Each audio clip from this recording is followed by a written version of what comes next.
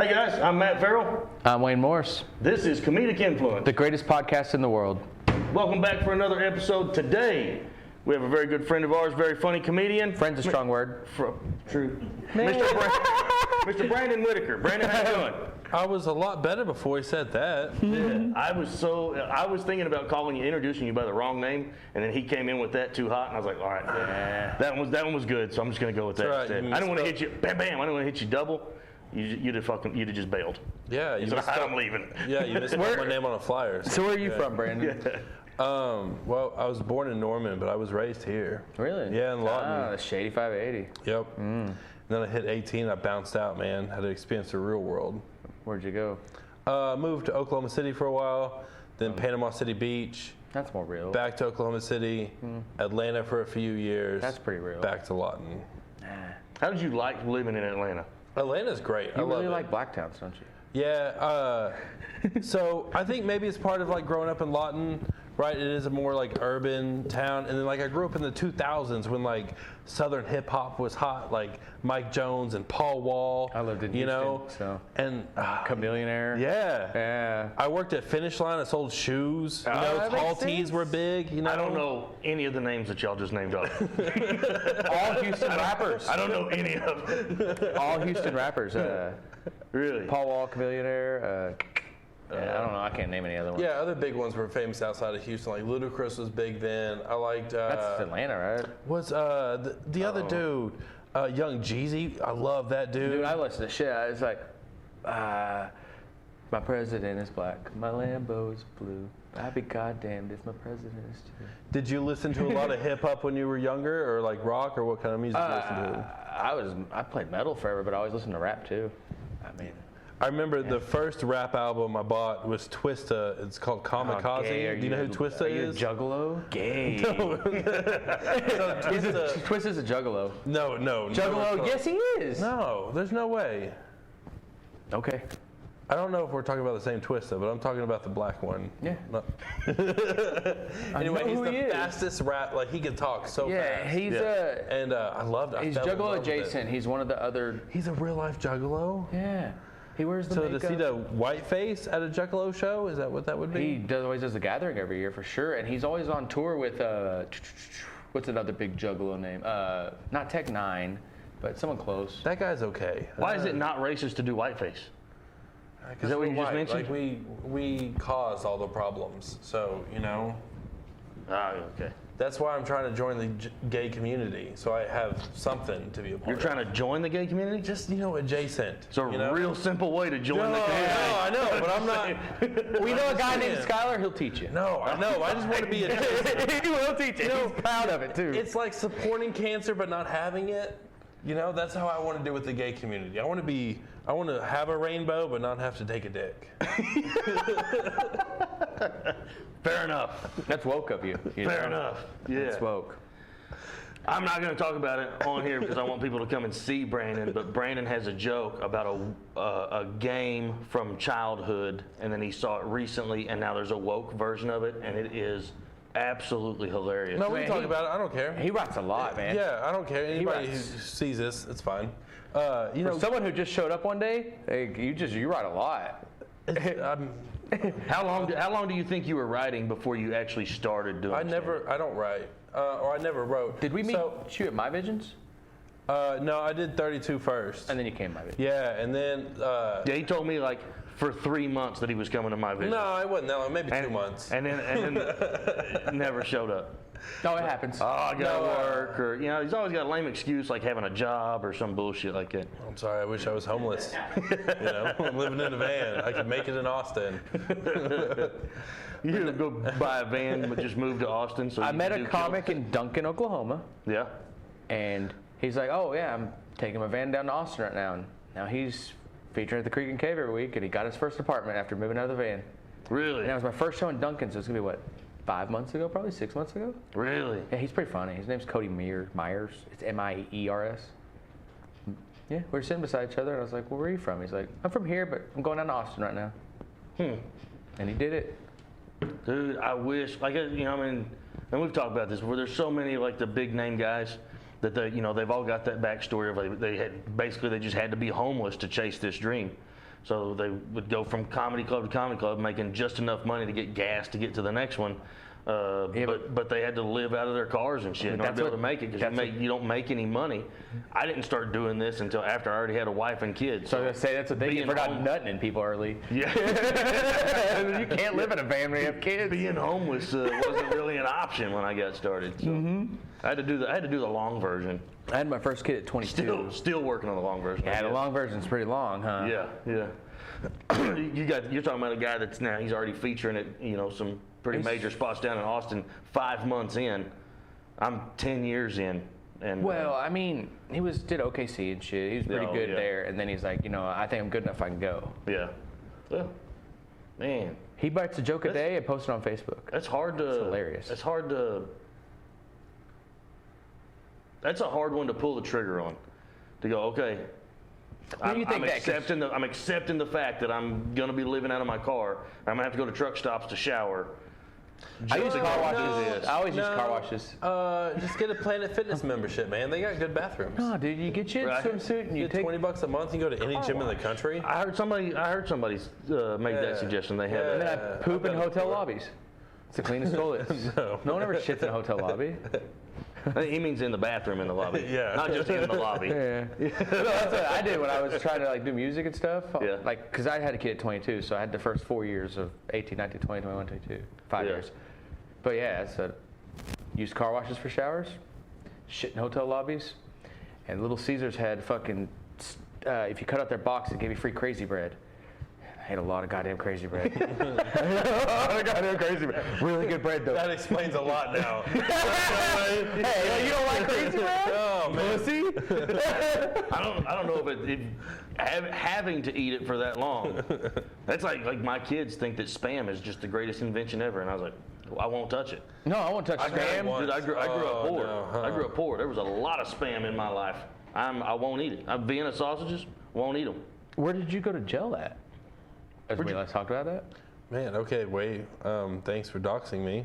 I mean, I won't say it. Beautiful Comanche County. That sucks. And then I went to prison in Lexington. That's where you go there first to get sorted and Processing. Everybody goes there. They shave your head. They give you shots. You got to sit there for a while, and then you just catch a bus and go somewhere else. So I went to. It's called Fort Supply. It's way up there by the Panhandle. Really cold. It was in February. It was so cold. One day, so I went to a boot camp because I was 19 when I got locked up. And so the boot camp, they just try to make you a better person. Mm-hmm. They give you a credo. I still try to live by it. And it's don't be gay. From this day forward, be honest, responsible, respectful. I guess it's from this day forward, I pledge to be honest, responsible, respectful, and demonstrate pride, loyalty, and honor in everything I do. And they try to build you up to be a good kid, right? But part of that is waking you up at 3 a.m. and making you stand at attention in the Panhandle of Oklahoma in February when it's winter. And there was a pipe that busted on a water tower, and the water was pouring out, and it was on a tree. And I watched the tree freeze so much that the tree limb broke off. And we're just standing out there, and you have to stand completely still. Because if you don't stand completely still, you got to get down on the ground and just hold yourself up in the upright push-up position, right? But yeah, it was wild, man. And then is this a reduced sentence kind of thing? Yeah, if you do good, you come back, you don't have to catch time to go to actual prison, you just, get out, and then you do good for a while, then you can have your life back. Still same amount as rapist prison or nah? Man, I was never ever scared of any of that. You're a big dude, so. Yeah, but back then I was skinny. I was 180, 190. I looked good. That's skinny, huh? Yeah. Dude, I would love to be 180 right now. 180 would be skinny. Dude, that's half of me right now. I'm 175. Yeah. We consider you to be skinny. I know. I would consider myself to be skinny. But no, I think it taught me a lot. You only have one life. And then I got out, I started doing a lot better, worked at Geek Squad, became a manager at Best Buy, then went to go work at Dell, and now I'm in IT. I work from home, and like y'all talk about living out of a van is rough. Like I really want to, but I'm 6'3", and I'm too long for a twin size bed, and that fits perfectly in a van. I've never been too long for anything. But no, like Anything. I dream about being able to like work. I got an my ambulance. day job. I got an ambulance right now. I'll sell you. That would be so You can put a dope. bed in. I'll That sell would it be to you dope. right now. Because that's what I bought it for, was to turn it into a traveling I've seen vehicle. one on Instagram like that. Yeah. But yeah, because like I could work from anywhere, so like I still have my stable day job, and then like just go tell jokes other places. You know. Yeah. What do you do? Excuse me. So you know how like there's the cloud, right? So used to I would If you sell. believe in them. Yeah. But like I used to sell the cloud, like the storage, the servers, and all of that. Oh, yeah. And then now I'm an implementation specialist, like a project manager almost. But It's our second guest that's called themselves a project manager. yeah, what's his name? Derek. Yeah, I saw that. Israel said that too? Yeah, it's a really good field. You're a project manager? Yeah, of Special Olympics or something, right? No, for anybody out there that doesn't know this, but project managers, you can make a lot of money being one. And the only way to get a certification is doing the job. So like I just started about 6 months ago being a project manager, and it takes 4 years being one, and then you can get the certification for being one, and you can make lots of money just hanging out. Huh. So it's I've never had a career path. I just knew I always wanted to work in IT and like not have to work outside. I did plumbing for a while. I've welded. I've had really hard fucking jobs. Did you see the new AI person? Which one? The Down syndrome one. Wait, why would they go down? Yeah, that's if what- it's AI, keep it. Just, yeah, you haven't seen it? No. They're good. It's going to be the influencer or whatever, the Down syndrome influencer or whatever. What? Yeah. You didn't see this shit? First, they take over Sports Illustrated swimsuit Oh my models. God. Yeah, right. That's Yeah. right. And Victoria's And now they're Secret. taking over AI. Yeah. Like- Yeah, and the Victoria's Secret one's hot though. Dude. I got Brent with her. I cut off that it's Down syndrome, and I sent him a picture. I was like, "Hey, would you?" And he's like, "Oh yeah." And then I sent him the part where it says Down syndrome model, and he's like, "Damn it, I still would though." I remember when the one came out with the Sports Illustrated issue, and I was like, I mean, she's got a rocking body on her, but I still feel bad for looking at it. I mean, I didn't stop looking at it, but I felt bad while I was doing it. Well, you know, strong arm. They probably got other things. They're strong. My dad used to call them a brown bag special. Yeah. You ever heard of that term? Yeah. Yes. There's some of them out there that are double baggers. Put one on her head and your head just in case hers rips. And they have a weird shaped bag, man. You know.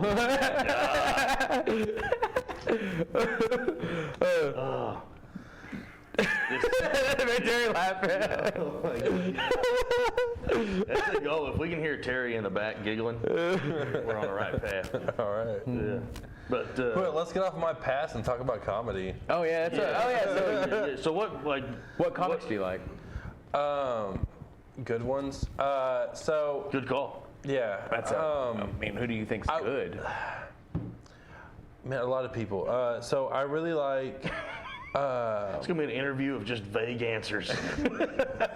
No, like man, what's his name? Hannibal.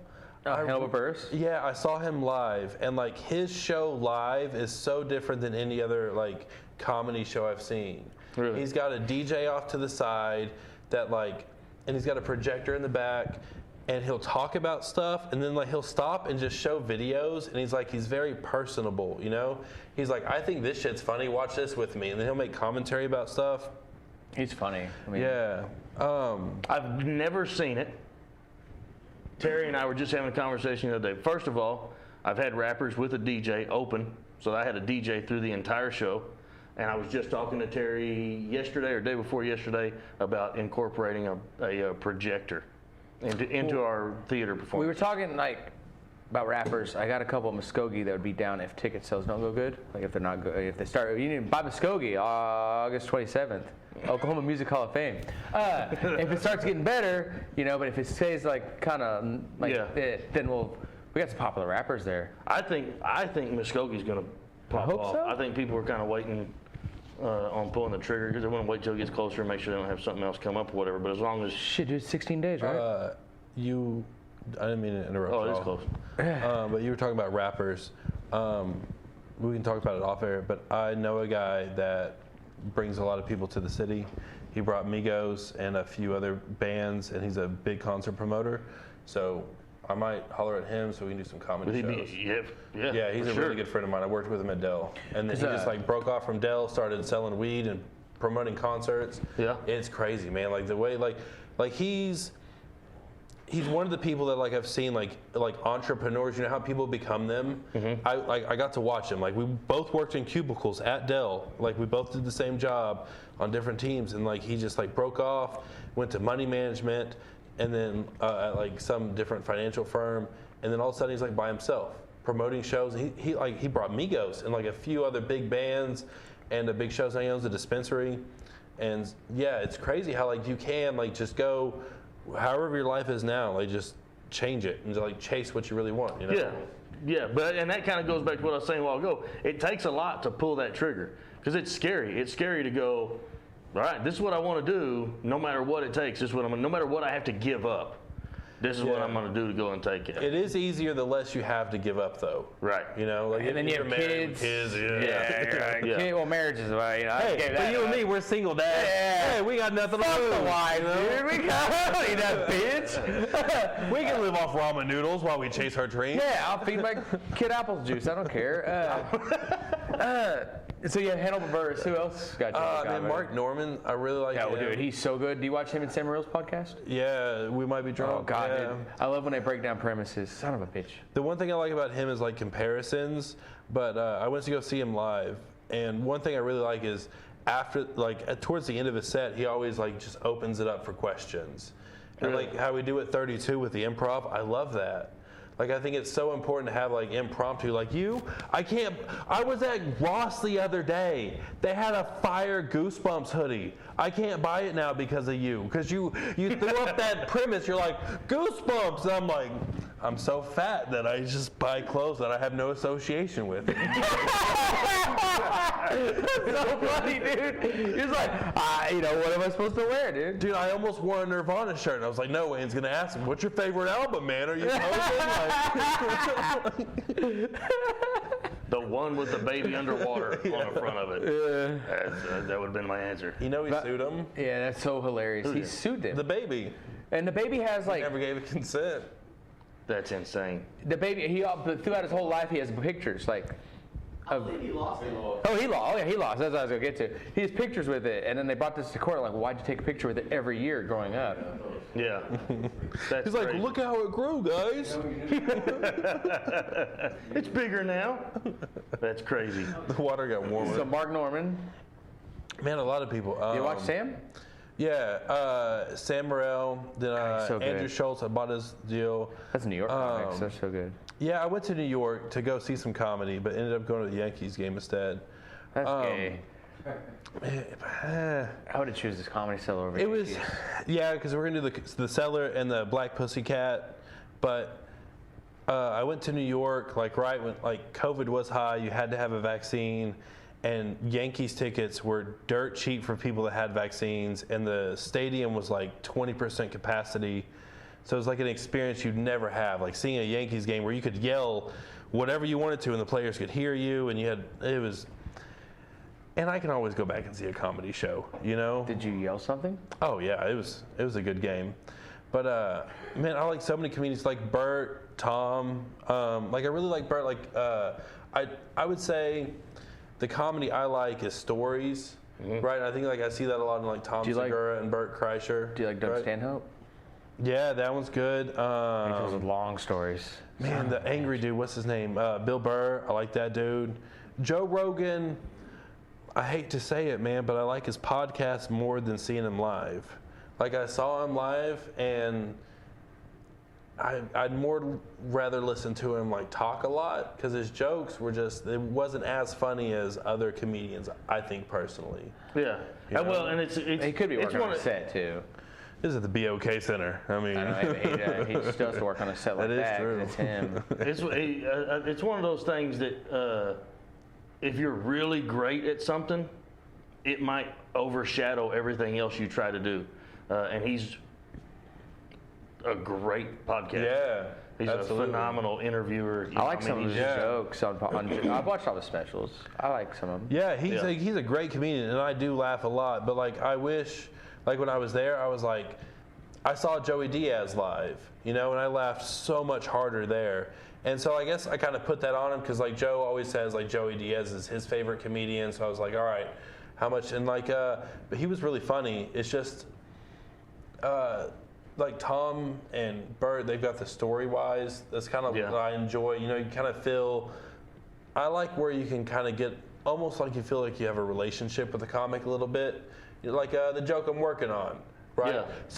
So I went to the show Monday, Wichita Falls. I met the comedian. Her name's like Callie, or no, the bartender Callie. Sorry.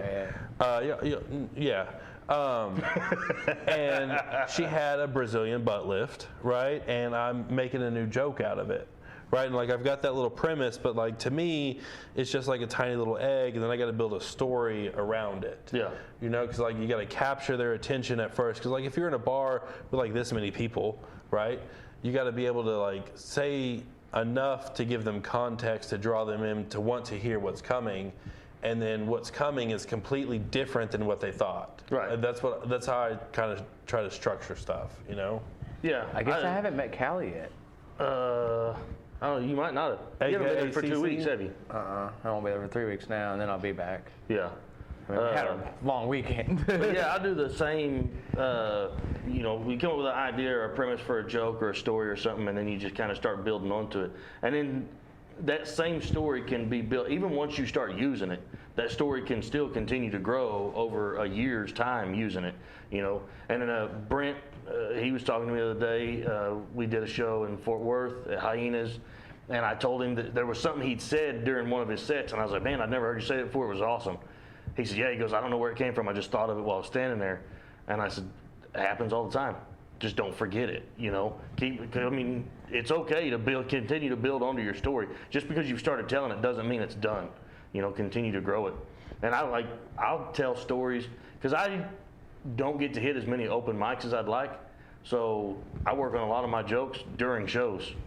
Like, I'll throw them up there towards the beginning of the show and see how they work and then take them. And then I might do that at a couple of shows just to see how they're going. And then I just take them back to drawing. I don't use them anymore. I put them up so that I can use them later, but just to work them out. But I will 100% be doing new jokes this weekend. yeah. Oh, yeah. A clean show? Come on, dude. Yeah. Yeah, like I'll write in my head, like I'll drive without music. And like, so normally, psychopath. So yeah, I drive without music too. Yeah. It drives everybody else in my family crazy. Well, I don't do it all the time. I'm ADHD, so I always have to have a distraction. So you jerk off. Lots, man. While you drive? Yeah. Carjacking This it. guy does too. I don't see how. Everyone but There's you. no way, man.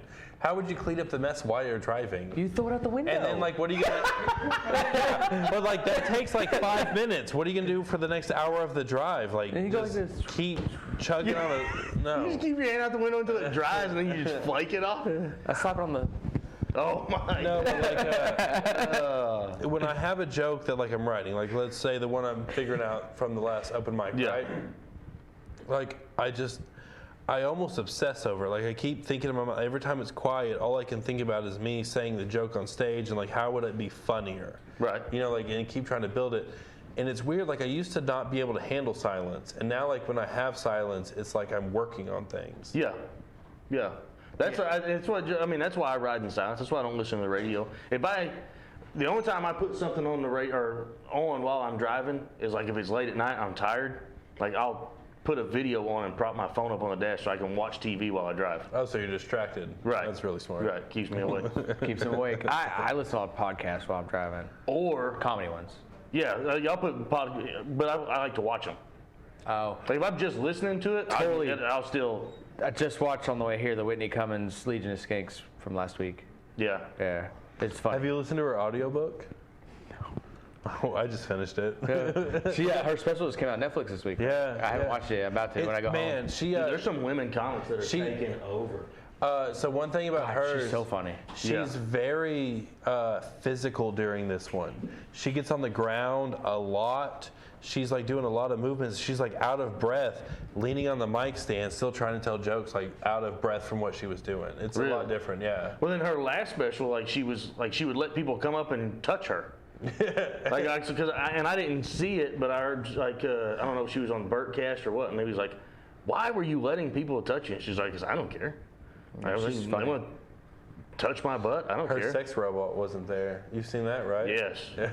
Yeah, I would 100%. You should watch The Last Legion of Skanks with her. It's hilarious. Yeah. They make fun of retards and stuff. Here's my deal. I watch it because y'all keep talking about specials and stuff, and I'm the same way with Joe Rogan as you are. I'd much rather watch his podcast and him on other podcasts than his actual stand-up. But I also take a lot of comedic advice from him. Like not too long ago, I heard him tell a deal. He goes, "I don't watch people's specials. So that way, if we wind up having a joke that lines, I'm honest when I say, oh, I've never heard you say that, so that's my bad. It was an honest mistake." And it's the same way. And then, I've just recently ran into that exact same problem. I'd never heard that comic tell that joke, and then my son calls me. He goes, "Hey, this comic's got a joke that's a lot like yours." And I was, yeah, and him and I have the same problem. I talked to him about it because we both have jokes about people thinking we're gay. It's your family. Me, it's every girl I take out on a date. Those are different. and then we both have jokes about being on Tinder, right? And we do a lot of the same shows, and I feel bad because you have a joke and I have the joke about the same thing. They're different though. They are. They're far enough apart. Yeah, that's what he was saying. Yeah, that's what I said. And your part, those jokes that you have is a very small part of your set. So you tell that and then move on. Yeah, real quick, I just say, dating apps, boom, and then talk about the dates. Right. People question me way more than they question you. I don't think so, but yeah, nah. Do you have what comic do you think is your biggest influence? I mean, you named off a bunch of comics that you like, but who do you think is the biggest influence to you? Bernie Mac or Cedric the Entertainer. That's hilarious. I just want to say the N-word. That's all I want to do is say the N-word one day. I hope, how fashion is cyclical? It always recycles? I hope one day white men can say the N-word safely again. So many jokes. Oh, hey, just an easy one, Okay. No, seriously, I don't know. I try so hard. I've heard too many times on podcasts about comedians. If you're too influenced, you start to sound like people. Right. And I try not to because I've noticed in my life, if I'm hanging out, if this dude was my best friend, I would start talking like him. Yeah. Whatever he says, I'm gonna start saying the same catchphrase. So I try really hard to keep the same stupid cadence I have in my voice where I switch words around or something and I'm not okay sometimes. There's a dude, Dusty Slay. Have you met him or have you seen his work? Yeah. He's got a tick on stage. He can't quit bouncing his hand and stuff, right? Yeah. And so it's I think it's okay to be yourself as long as you stick to yourself and not try to sound like somebody else. You know what I mean? I have some tremendous other examples of the same type of deal. But if you want to hear that, you're going to have to go subscribe to our Patreon to catch the second half of this podcast. It's going to be in the description below, the link for our Patreon. So go and check that out. I'm Matt Ferrell. I'm Wayne Morris. This is our guest, Brandon Whittaker. We'll see you guys over Patreon. Thanks.